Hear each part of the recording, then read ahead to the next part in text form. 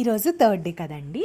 ఈరోజు ఏం చేసామంటే మార్నింగ్ లేచి 45 మినిట్స్ అలా వాకింగ్ చేసి వచ్చేసాం.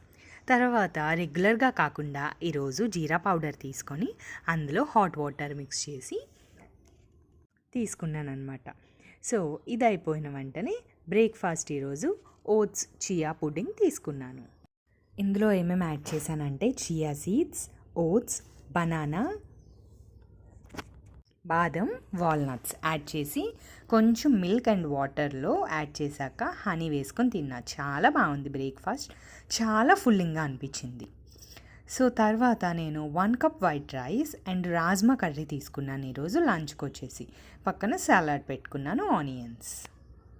మధ్యలో మిక్చర్ తీసుకున్నాను. తర్వాత ఈవినింగ్ స్నాక్స్ వచ్చేసి నేను జాంకాయ తిన్నాను. తర్వాత ఏమో రగడా చాట్ తిన్నాను. తర్వాత లాస్ట్లో వచ్చేసి ఒక నాన్ అనేది ఒక హాఫ్ తిన్నాను, అంతేనండి.